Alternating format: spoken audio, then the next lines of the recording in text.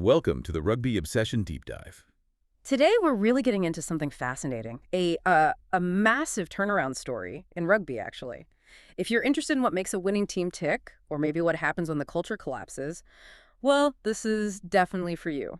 Yeah, we're digging into the Springboks past, specifically drawing on some really candid stuff from Eben Etzebeth's book, Unlocked.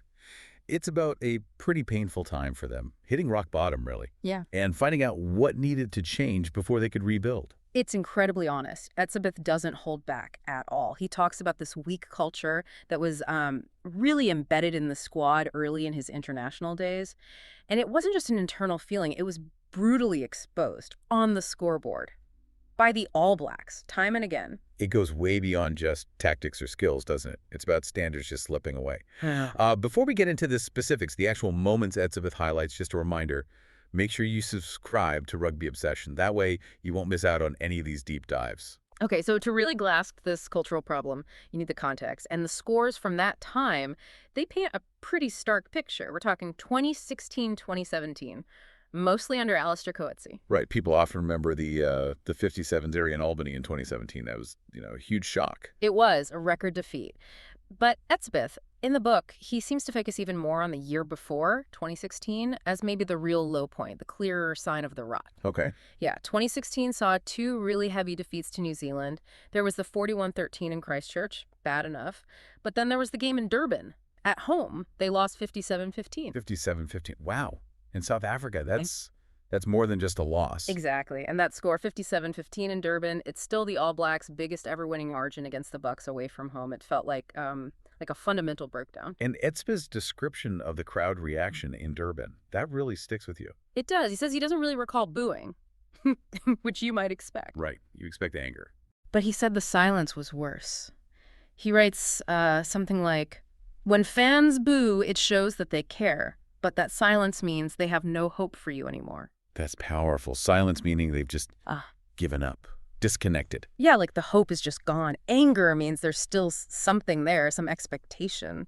But silence, it's resignation, maybe mirroring what was happening inside the team itself. So if the scoreboard was that bad and the fans had checked out, what was Etzebeth actually pointing to? What was this weak culture? Well, according to Unlock, the root cause was pretty basic. A breakdown in discipline, simple standards. He mentioned specifically that younger players were basically allowed to get away with poor behavior. And that sort of thing, it just eats away at professionalism, doesn't it? Absolutely. And he gives a really sharp example tied straight back to that awful Durban loss. Yeah. He says some players, guys who weren't even certain starters, decided to go out and party in Durban just a few days before playing the All Blacks. Wow. Before facing the best team in the world. That says a lot about priorities.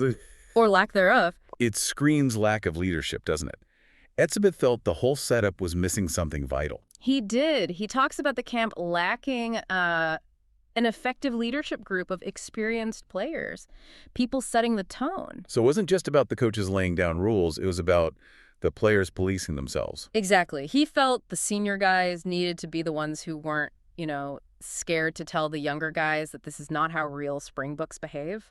When those guys, the veterans, are quiet or maybe look the other way, well, the standards just vanish. And it got worse, didn't it?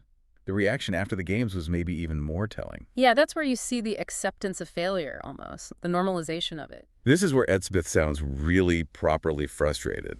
Personally, he talks about that 57-15 hammering and then says, a few guys who went out and drank before the game went out again afterwards and came back drunk. After a record home defeat.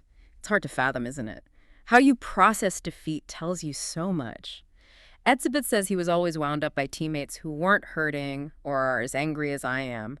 It suggests a real disconnect, like he was on a different planet sometimes. Yeah, he just couldn't square that attitude with wearing the Springbok jersey. He actually calls out the mindset behind it. The phrase he uses is, on the booze, win or lose. He says he never understood it. And that phrase, win or lose, sums up that weak culture perfectly. No consequence, no real accountability tied to performance. It's just unsustainable at the top level, that kind of divide within a team. Definitely not. Look, thanks for staying with us as we unpack this. It's pretty raw stuff, but so important for understanding team dynamics. If you're finding this deep dive valuable, please take a second now to subscribe to Rugby Obsession. And actually, this brings up a really interesting point for you, the listener, thinking about all this. What parts of team culture, beyond the gym work and the tactics, do you think really matter most for consistent success? We'd love to hear your thoughts on that. Let us know.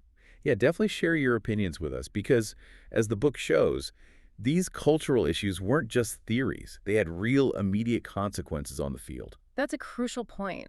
This wasn't just about the All Blacks games. The problems bled into the rest of their season.